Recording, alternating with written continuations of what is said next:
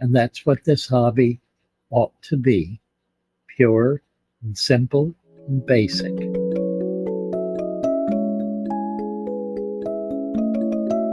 Well, hello.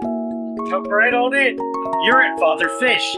I remember my very first fish bowl. Can't really call it an aquarium. There was a little brook, kind of back in the woods a little bit, near where I lived in Odenton, Maryland. And I used to go back there and lay on the ground and look in the brook. I was so fascinated. It was a wonderful experience.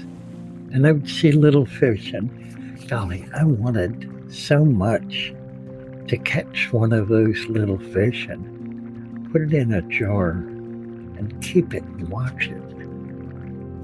Well, I found a jar, an old pickle jar, about a gallon pickle jar. And I took it down there and I laid it down in the creek. How old was I? Golly, I think it was 7 or 8, maybe, I don't remember. Probably 8. And within a day or two, I noticed fish were swimming in and out of it.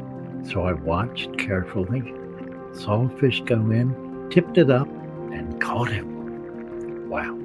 Picked the jar up out of the water, put a little dirt in from the creek, handful, saw some plants and put those in, then carried it back home. Well, my mother was used to my bringing critters into the house, so she had no problem helping me take it to my bedroom and set it on a bureau where it would get a little bit of sunlight. That was the beginning of the summer. School had ended and I was looking for something to do, found this and kept it.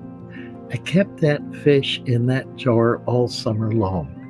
I would go out in the yard and collect some bugs and some ants and beetles, bring it in and put them in the jar, and it ate them all summer long. I remember releasing it. My mother told me I had to let it go at the end of the summer, back into the creek. I wasn't doing it because it was easy to do. I was doing it because I really wanted to, and I didn't think about it much. I just did it. And I imagine children have been doing that for millennia. A simple, basic, can't really call it an aquarium, I guess, but then again, why not? Why not? Set up an aquarium and keep it in precisely the same way. A little bit of dirt, little sand to keep it from swirling around. Fill it up with water from a creek or a pond. Gather up some things from the pond, some rocks or twigs or leaves that have fallen in. Catch a fish or two, maybe a crayfish. Put them in with some plants, if you can find some plants. I mean, how simple, how basic. And you will be amazed how easy it is to keep those little animals alive in that simple, basic tank. And not just alive, but thriving, happy, swimming about. Nothing complicated about it, nothing difficult, nothing that cost a boatload of money. No heater, no filter, nothing. Just a jar, a little dirt, some water, and a little fish. A plant or two if you can find it.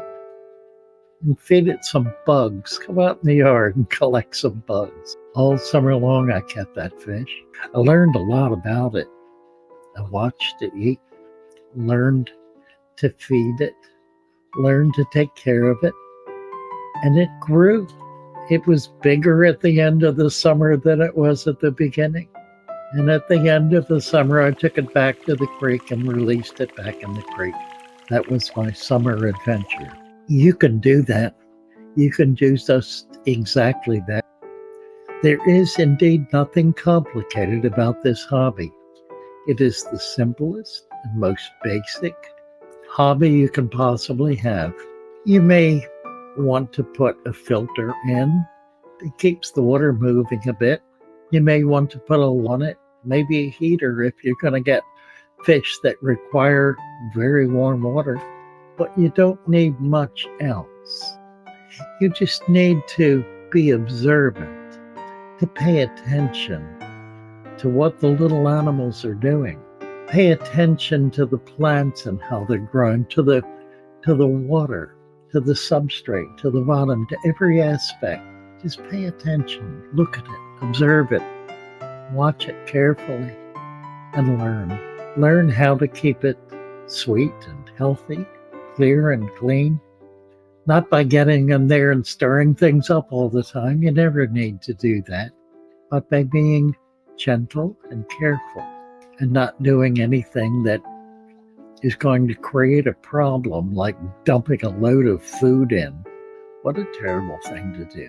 Would you want to have a bucket full of food thrown on your plate in a meal? Think about what you're doing, and do it with care. Do it with love. Do it gently, the way nature does it, I guess. If you've ever watched a little brook and the little fish in it, you will see that it's really quite a very gentle process. Oh, there may be storms that come along, but it quiets down very quickly thereafter and remains pure and simple and basic. And that's what this hobby ought to be: pure and simple and basic, not full of chemicals and full of all sorts of ways to spend lots of money, not putting vast, complicated pieces of equipment in it. Pure and simple and basic. That's the key to success. That's the key to keeping a natural aquarium.